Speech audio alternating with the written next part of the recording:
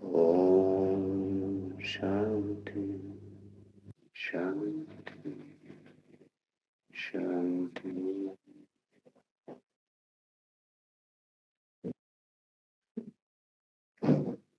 Open your eyes slowly.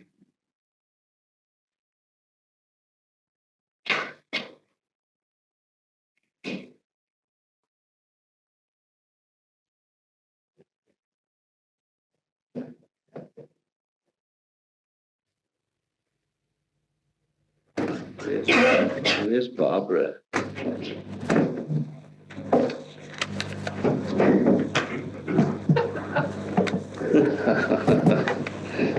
We had a private joke.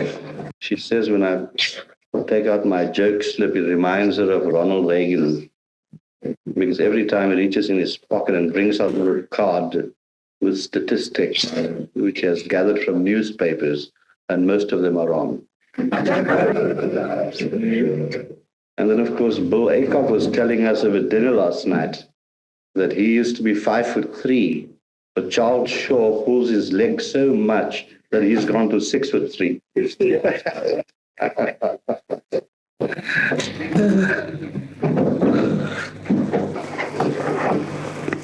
Good. What shall we talk about? You mentioned that thoughts of hatred have their effect. How can one survive this hatred from another? And how can one help the person who is angry towards oneself or towards others? Please.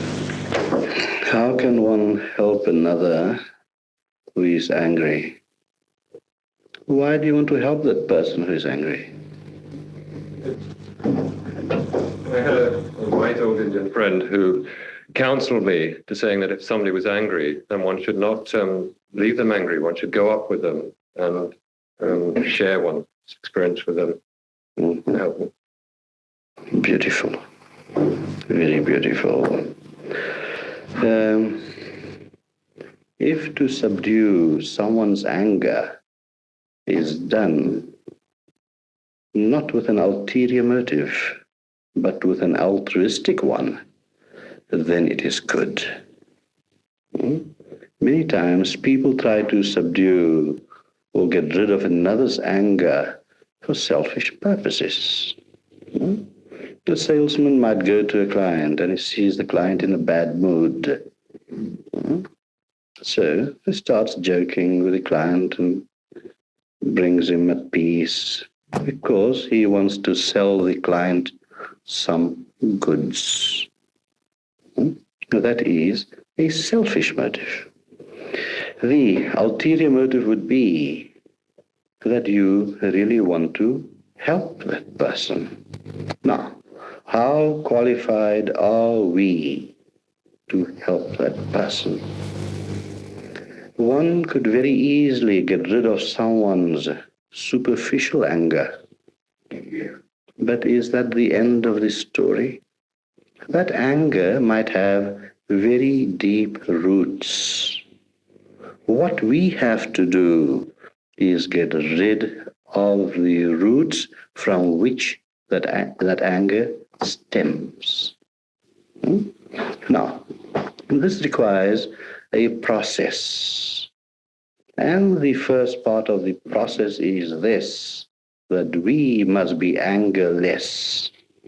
And your very presence, few words you might say, is the spiritual force that you can portray or project will get rid of the person's anger, root and all. So, very few of us are qualified to do that. By trying to help another, well, this all boils down to helping someone else. We have to be strong within ourselves. And if we lack the strength, that little help might have some effect, but the effect would be temporary. So, are we really trying to help that person? Now, we could deal with an angry person in such a manner where the anger could be taken away from the surface and driven deeper within him. And then when that anger erupts again, it will come out in a much greater force. Now, the idea of help is very good, but how do we help? That is the question. Sometimes you have to do things on its own merit. Sometimes if a person is angry, you let him be angry. Let him get rid of some of the steam. Let him get rid of some of the emotional build-up that he has in himself. And by doing that, his mind would subside. And that will help him more. Now, when a person is angry, it is very nice. Give him some nice platitudes. Make him feel good. How long is it going to last? That is the question. Now, to make this last, you have to be angerless for that moment. Even for that moment. You've got to be able to portray or project to him such a deep love.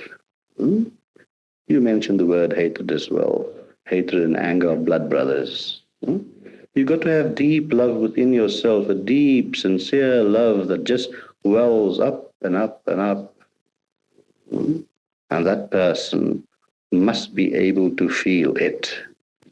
Now, there's no person so dense or so insensitive that will not feel that power of your love if that love comes from deep within you, filled with that spiritual force, which is love itself. And when this can be done, your mission is successful. Otherwise, it is superficial. And yet, superficiality has its value. The person is sitting there with so much hate in his heart for someone.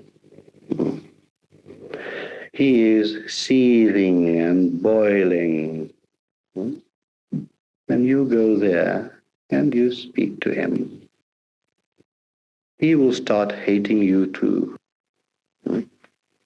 But if there is a certain respect in him for you, then that could be the opening for you to give your love to him. If you go to a stranger who's sitting there filled with hatred and anger, whatever you say will not affect. Will not affect. You might crack a joke, and he might give a smirk or a smile. But what real effect is there? So, in trying to help others, one must always be strong oneself. Help yourself first. Love yourself first before you can love another. How many of us love ourselves? We don't. 99.99% of people don't love themselves. They're always finding fault with themselves, for one. They're always suffering of some kind of guilt within themselves. They have blocked the flow of love. They feel that the whole world is against them. And like that, with all these various little things, hatred builds up and up and up. So, we don't love ourselves. We don't love our jobs. I was telling someone this afternoon that 99% of the people in their jobs don't like their jobs. They might start liking it in the beginning, and in a little while, that infatuation fades away. Hmm? There's no love for the job. Hmm? How many of us really love our wives or our husbands? Very few, I'm sorry to say. Our wives and husbands are 75% for convenience, personal conveniences. Hmm?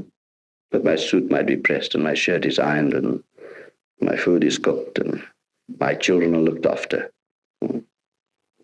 75% is that. Hmm? From the wife's side, oh yes, I got a beautiful shelter over my head and I can get this and I can get that and get a lovely dress. Hmm? Talking of dresses, people don't even know how to dress today. Never mind what the style is. The dress must be tight enough to show that there's a woman in it. And a dress must be tight enough to show that there's a woman in it, and it must be loose enough so that you can know she's a lady.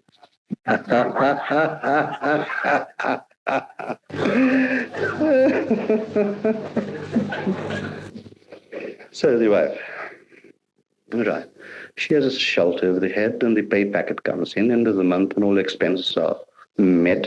I mind how they met, but the ends are met somehow. Fine. The children are protected. They go to school, this, that, the other. It is a business. What a business.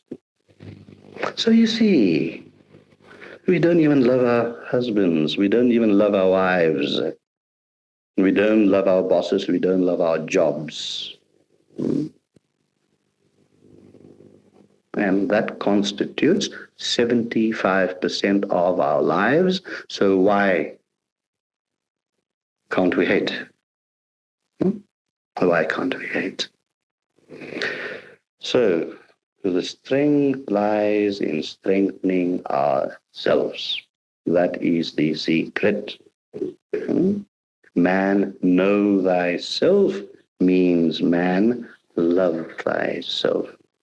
And in order to be able to love thyself, you've got to know thyself. You cannot love an abstract entity. We don't even love God. That's a fallacy perpetrated upon us by all various theologies of the world. How can you love something that's so abstract? It just becomes imagination, to use it in this context. It just becomes a concept.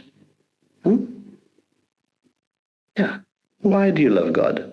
Why do you want to love God? Why? Business. If I love God, then he will do this for me and he will do that for me. That's why I must love him. So, what are we? Untruthful people. So now, I'm giving you different angles, different fallacies, different concepts that we used to believe in. I'm breaking them down. We have to be truthful. We have to be sincere. If you don't love your husband, you tell him, I don't love you. But I can tolerate you and I like you a hell of a lot. And I can live with you. We can be real great friends and we can be real great companions. I will find fault with you as you will find fault with me. Because if I really loved you, I will not find fault in you. And if you really loved me in totality, then you will not find any fault in me. You see? And then, of course, we have another escape, another trapdoor somewhere hidden away that we use. We use the word forgiveness. How many of us are really capable of forgiving? You'll say, oh, never mind. We are capable of the never mind, yes, but not real forgiving. Not real forgiving. The husband came home late one night, nicely tipsy. He went with his pals to the pub.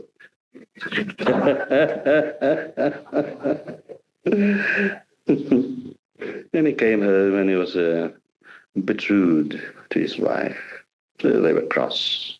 And next morning, when he was sober, at breakfast, he says, "Please, darling, forgive me. Will you please forgive and forget?"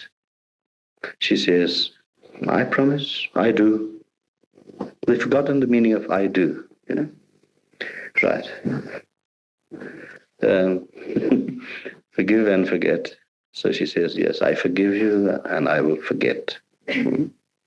But as time went on, she kept on harping on that night. But then he says, "Look, you told me you will forgive and forget." So she replies that, "I don't want to forget that I've forgiven you and forgotten." You see, so all these moral concepts on which we put so much store, all these concepts that are thrown to us night and day from various platforms and pulpits, are just concepts and not the truth, because truth is lived, truth is practiced. So, if we lack in not being able to love ourselves, if we lack in not really being able to forgive, we cannot be compassionate, we cannot really be kind. Many people are kind, not for the sake of a spontaneous kindness. No, it is for the sake of ego. How many times when we have done someone a favor, don't we think about it? Say, "Oh, I did that for that one. I did that for that one." And as soon as he meets some of his pals, they say, "This guy was in trouble, he couldn't pay his rent, and I loaned him $50, 50 quid. Yeah. He'll tell his friends the very next day, or the very next hour he meets him. Is that kindness? Is that helping? No. Boosting of one's personal ego to make one's self feel great.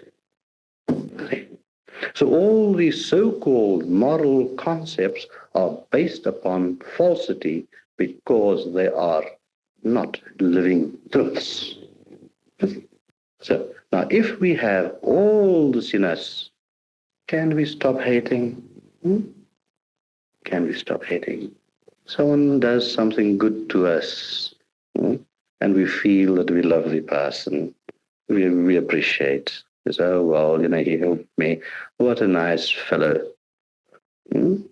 What a nice fellow. He helped me." This, that, and the other. The very next moment you come across someone that might have done you a bad turn, as they call it, and you hate him. Here in one moment you say you love. The very next moment you hate. So what are both worth? Aren't they just superficial and superfluous? Because if you have true love in you, you will love the one that does good, and you will love the one that does bad. Love thy neighbor as thyself. So, did the Bible or the scriptures say, "Love thy neighbor as thyself" only if he is perfect? Think about that. Love thy neighbor, whoever he damn well is, good or bad, because it is not the object that's important. It is the subject, you, that's important. It is your love that is important, and not that of the neighbor. Okay? So, when man learns to really love himself, he cannot but help loving others, loving his neighbors. Do unto others as you would expect to be done unto yourself. What a great precept. You can reach the acme of perfection if you can really practice that precept and do unto others as you would expect to be done unto yourself. Now, What do we mean by expect to be done unto yourself? Selfishness. Because we always expect good to be done unto us. So we're selfish, aren't we? The whole world must do good to us. And then perhaps we might think of doing good unto others. You see, the whole world is topsy-turvy. The true meaning of all theologies have been lost. So these are concepts, moral concepts. There in this tent, there was this revival meeting. The tent was packed with people. And this preacher started off, teaching morality. And he ranted on, for 30, 40, 50 minutes against all the sins of stealing and adultery and blah, blah, blah. And then finally he came to the question of drinking. So he says, I ask you, is there anything in this world that has brought more misery to the world than drinking? So a voice at the back of the tent shouts in a loud voice, yes, thirst.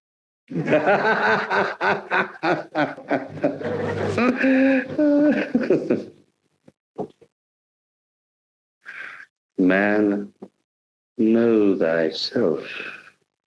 How do you know thyself? Examine thyself. Self-analysis is something good. If self-analysis is backed up by spiritual practices, all hatred, all anger will disappear. All anger will disappear. I've gone through many experiences in my life, even in our movement, where I was maligned, misinterpreted, truths twisted for people's own personal gains, but it did not affect me in the least. I actually regarded it as a joke. What happened has happened for the good. For there's nothing else in this world but good. And let little people, little children, play around in the mud. I'll give them a bath later on when the time is ready. No anger. Why should I be angry? Why should I be angry at someone else's misdeeds, if you wish to call it? Why should I be angry? If I'm angry at someone else's misdeeds, then I am placing myself in his position. Then I am the same as him or her. And if I'm a teacher, a real guru, I'm above that. I should be, in any case. You see, so this happens in everyone's life. It happened in the life of Christ and Buddha and Krishna and Jesus and you name it, we've got it. So, to avoid hate and anger, one can only do that by gaining strength within oneself. And that is, as I say in every talk, meditation and spiritual practices. It is only that inner strength that will make you swim and not sink. Swim in the luxury of the waves. Float. Float. Relaxed. Float. But when you sink, you battle. You gasp for breath.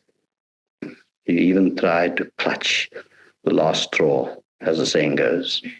I had an experience of sinking. I was about 14. I couldn't swim. There is a Eastern holiday. This was in a village in India, and there's a beautiful river alongside the village. Um, it was winter season, and the river was in flood. But meanwhile, this holiday is something equivalent to our Mother's Day. And the woman of the house is not allowed, it's tradition rather than religion. She is not allowed to light the stove. So, in other words, she doesn't need to cook for the day. She does it the previous day, the poor woman. Yeah.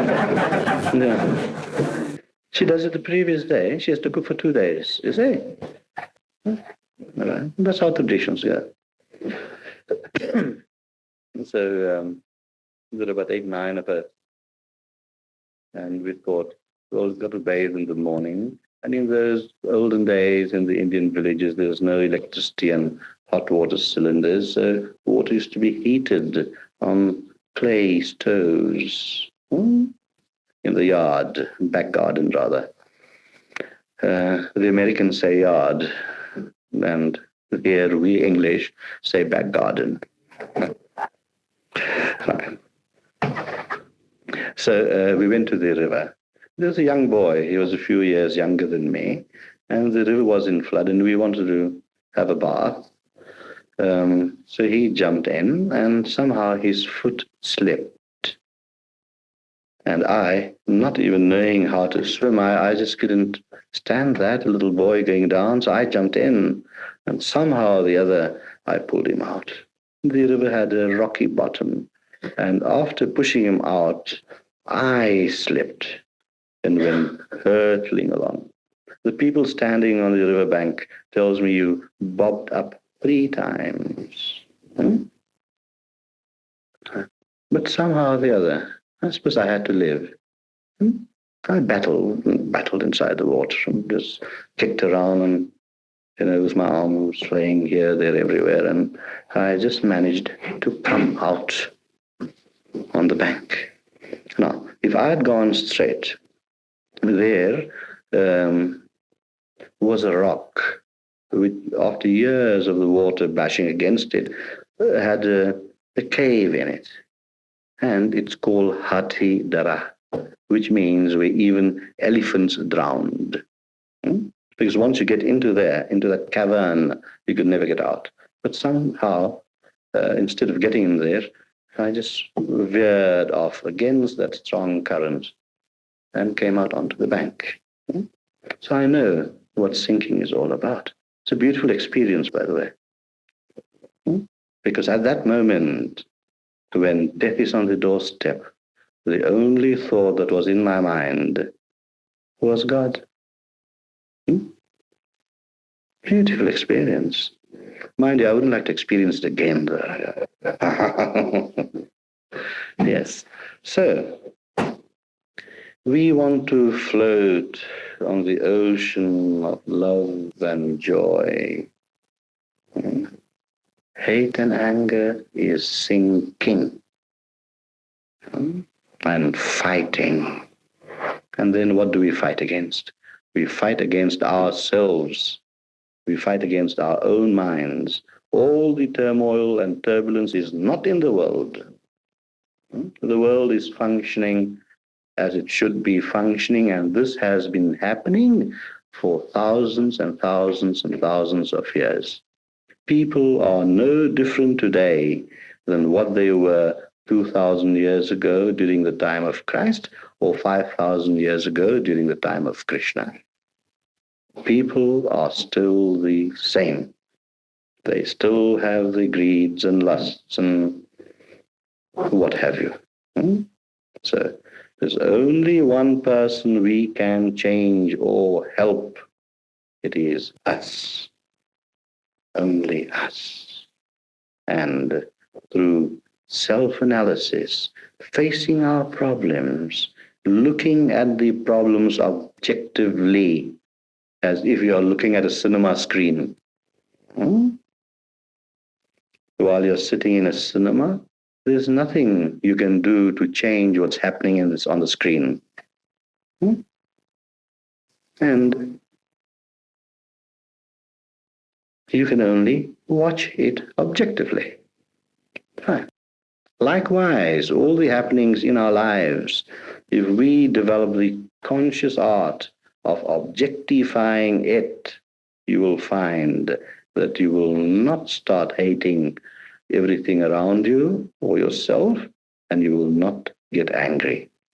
I went to see a picture, French lieutenant's woman, and this man was supposed to marry this girl, but then, of course, he did not marry the rich man's daughter.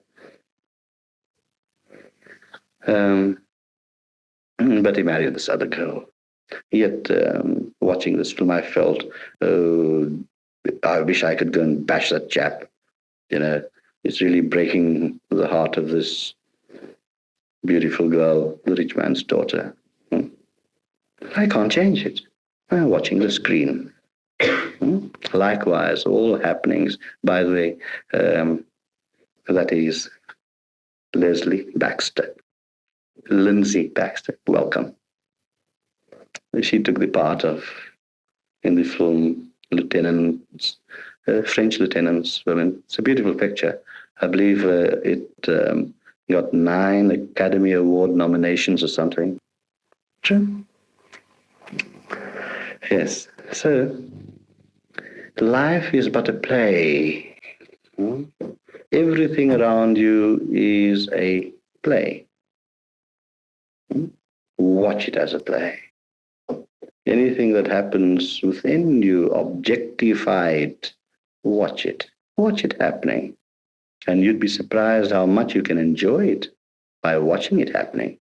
Then all the sting, all the hurt that produces hatred will be diminished, and if not only diminished, but it will disappear. For you are not seething with the hurt inside. You're throwing it out. And the best way to throw it out, 2 ways, and they both can be combined, is to objectify it and watch it, and then give it to God. Look, old chap, you made all this, take it back. It can be done. You made it. You made the good and you made the bad, according to my own little mind's interpretation, and my mind also says I'm giving it back to you. Do with it what you like. Now, this requires some little strength, and that strength can only be gained by the harmony we spoke about this morning, that self-integration, the integrated way of life where mind, body, and spirit function together in totality. Then we start living a full life and not a fragmented life. We find things to be ugly, many things to be ugly. It's like looking at a painting. Could be a very beautiful painting, but our attention is focused just to one little section of the painting, which might seem so blotched and dark. But move back and see the whole picture and how beautiful it is. And then you will realize that the dark blotch on that painting was necessary to make up that whole scene, was necessary to make up the picture. And then in viewing the beauty of the entire picture, the dark spot disappears for you. Your attention is not there, but the realization by analysis could come. It was this very dark spot that enhanced the totality of the picture. So, let us say we are not strong enough to objectify yet. We are not strong enough to stop hating. What do we do? what do we do? If you want to be angry, be angry. But be angry with anger. Be angry with anger. If you want to hate, hate hatred. And that's very easy. By knowing what hatred is all about, what anger is all about, you start hating that. So, by this, you will be letting off certain emotional steam. But then, letting off certain emotional steam, the mind cannot remain a vacuum. It has to be filled. It can be filled with the energies within us that can be drawn out to fill that vacuum. For nothing is a vacuum. If you let the steam out of your anger or hatred, more steam of anger and hatred will enter. So in order to prevent that, you fill it with the inner energies. And those inner energies that are drawn from deep within through meditation and spiritual practices are always joyful and filled with love. For the entirety of creation, the entirety of yourself is based upon joy and love. Underlying the exterior human being or the interior mind, they are all founded on that joy and love which is divine. So really speaking, we are not walking with our feet on the ground. We are not on the foundation to where we really belong. We are in the air, and we can topple over into the same old ruts of anger and hatred. So, in order to help someone who is angry or hateful, you have to have strength in you. And just a glance, just to whisper, is enough to rid the person of his hatred and anger. But you have to be strong to do that. Otherwise, leave it alone. You also got to have the ability to explain some of the pros and cons. And that requires an understanding within us. We have many people of good intention that has done so much wrong. A lot of wrongs have been done in this world by people of good intention. You find this all along. Man, know thyself. It does not say, man, know everyone else's self. Know thyself. Self-examination, self-analysis, spiritual practices, putting into action certain concepts which you find truthful for the moment, perhaps.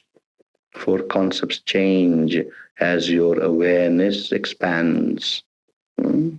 But remember, one will have to proceed from morality unto purity.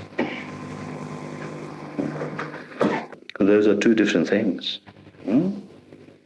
The laws of morality are man-made and not God-made. In a certain place, a certain thing is moral.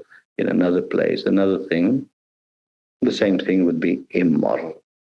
In certain countries, polygamy is moral. In other countries, monogamy is moral. Polygamy is immoral. So like that. Even in language, one word might mean something very beautiful in one language, and in another it would mean something very awful. Like that it goes on all over, all over. And so one must proceed and go beyond the laws of morality and enter purity, because purity is of the spirit. And when that is allowed to flow, all your actions become non-binding. You are not bound by karma. You are not bound by karma. And if you are not bound by karma, then the action will have no reaction. Then you have gained freedom. Then you are liberated. Then you become a law unto yourself. For everything done is done with love. Everything done is done with love. Real, sincere, pure love, for love cannot be otherwise except pure.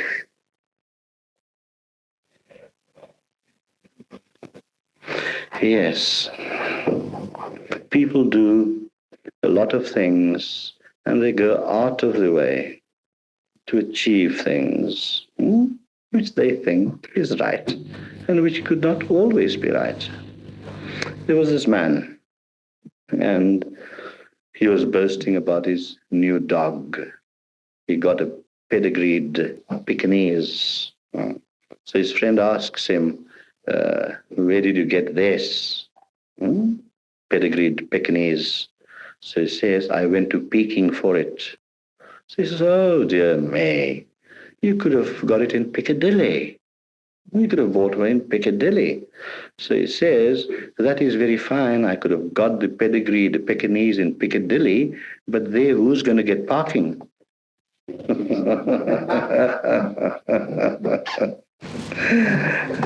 right. There's a meeting on tonight, is there? 9:10, so we've done about 45 minutes now. Okay. The last one before we end. There was a car accident, right? And a woman rushed over to help the victim of the accident. So just a few moments later, a man comes along and he says, oh, please, everyone step aside. I've done a course in first aid. So this woman stepped aside, and this man was busy with the poor person that was hurt. So this woman was watching what this man was doing. So finally she said to him that when you reach the stage in your first aid course where it says, call the doctor, I'm already here. Can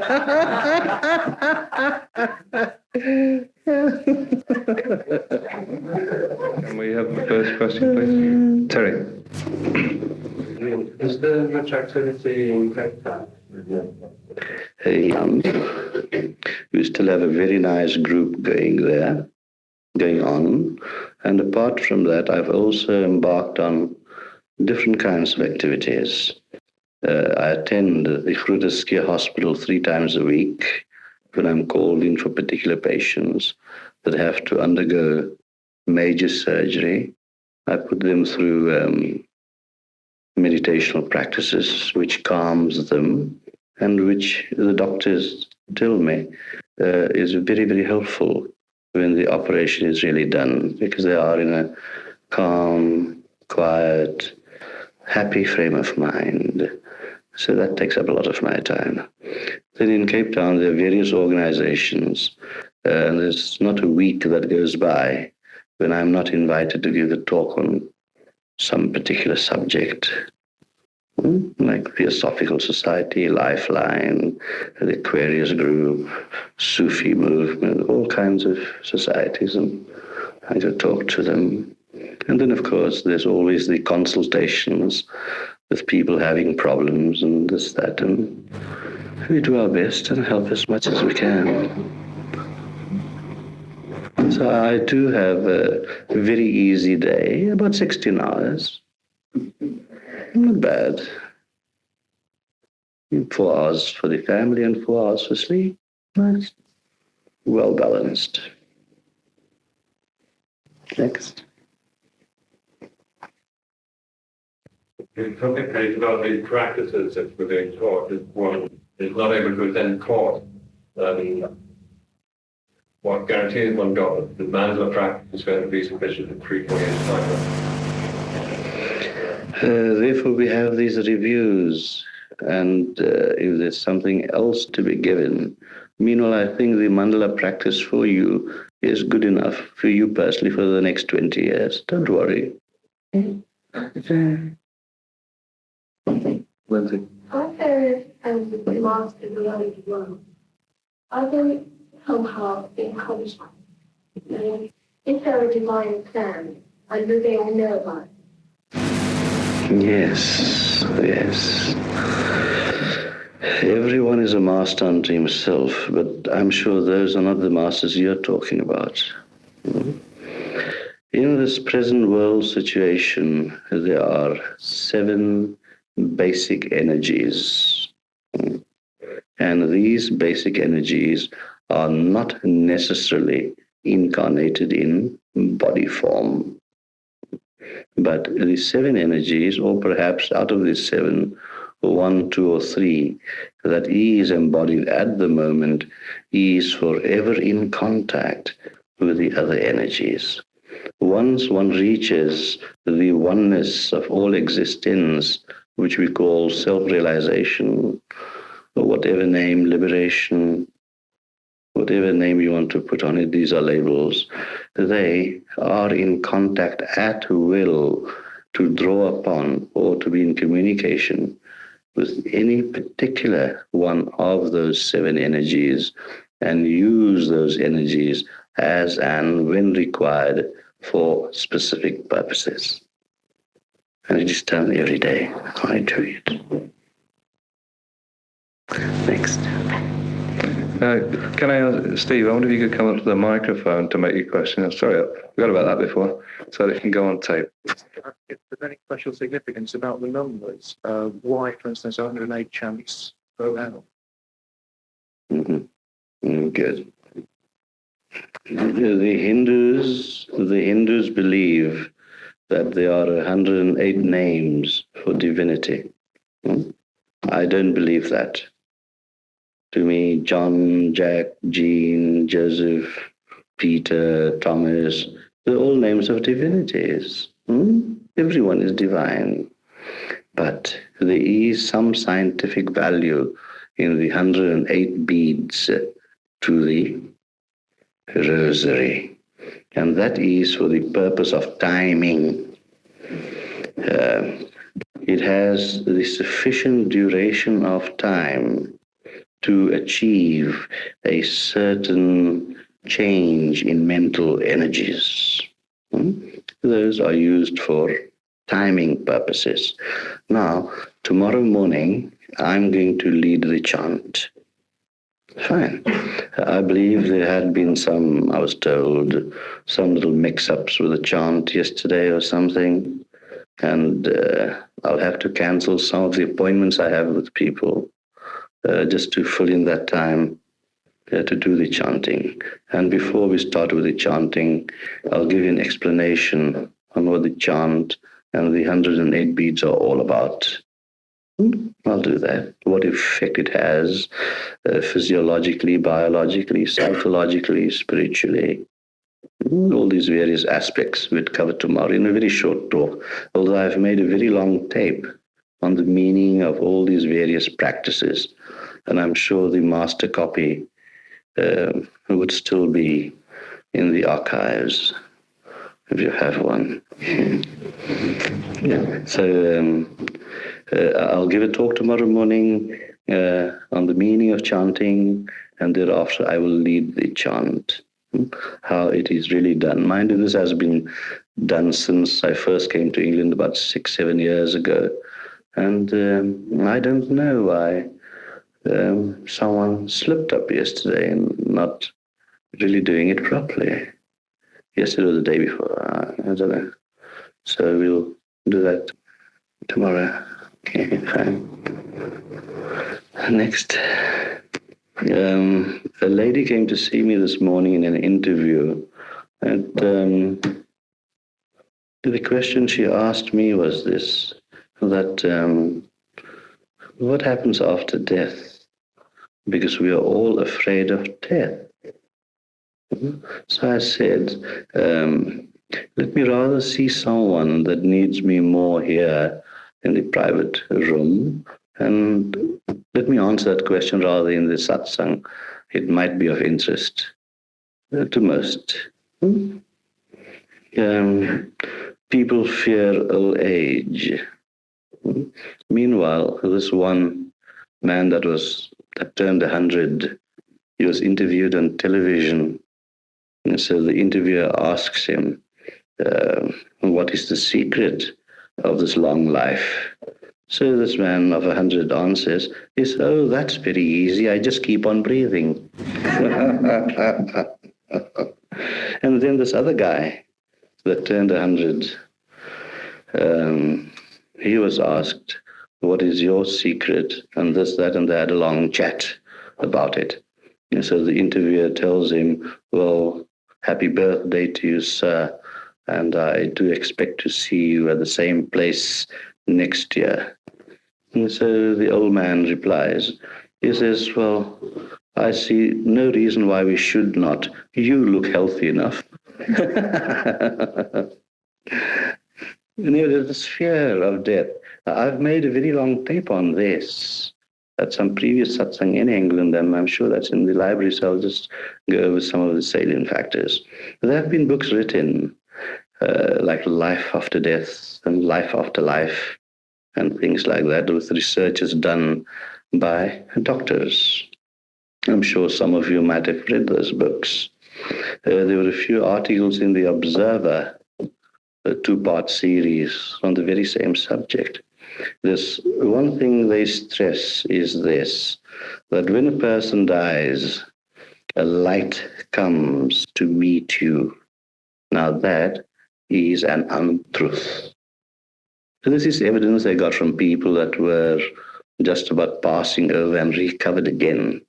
No light comes to meet you, but the light. Am I right or wrong?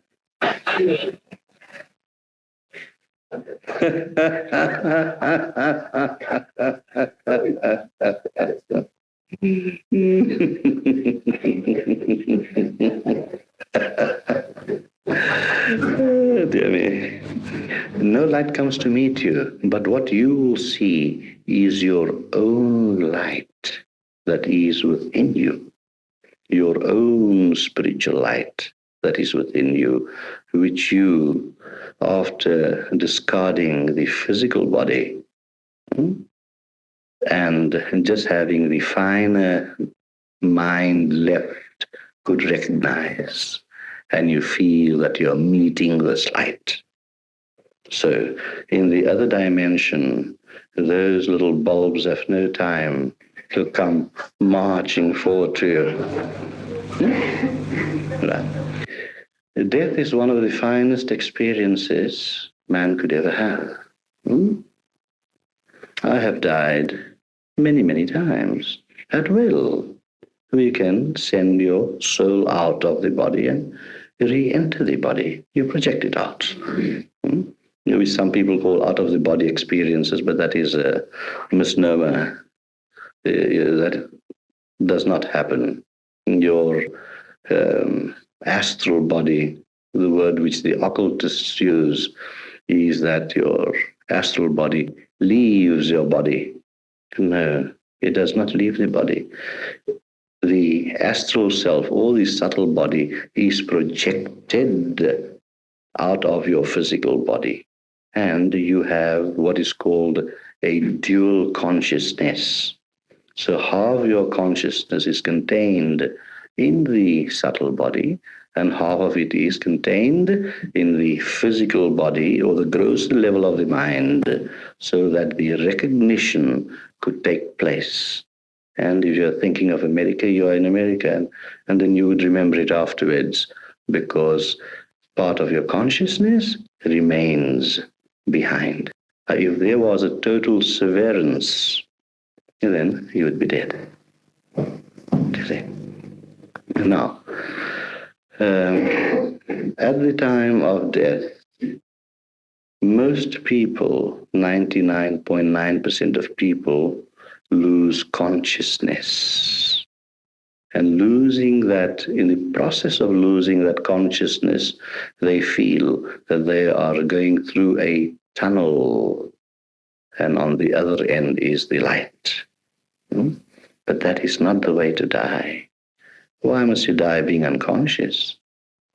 The real way to die is in full consciousness. Yes, and that can be achieved through our practices, where you are fully conscious of leaving the physical body. And it is such a beautiful, ecstatic experience, indescribable in words. There is no suffering at all. People fear because it is the unknown, but those that know it don't fear. It is very beautiful. When a person in old age perhaps suffers of cancer or some whatever kind of disease, remember it is the conscious mind while they are still alive that is suffering. But when the conscious mind is deadened, because it's only the subtle levels of the mind that goes ahead, when the conscious mind is deadened, that suffering does not linger. And having shed that part of the analytical mind, having shed the encumbrance of this physical frame, you feel such a beautiful sense of freedom. You feel so free. You feel free because you are now away from a grosser environment into a much more finer environment, a more subtle environment. And there, the soul, or the makeup, the sanskaric body rather, which we call soul, feels as light as air. Now, that part of the soul, the subtle body, also has powers of thought, but on a subtle level, not like the conscious mind. And with that power of thought, you can call forth anyone you desire to meet. Because in that dimension, there's no space.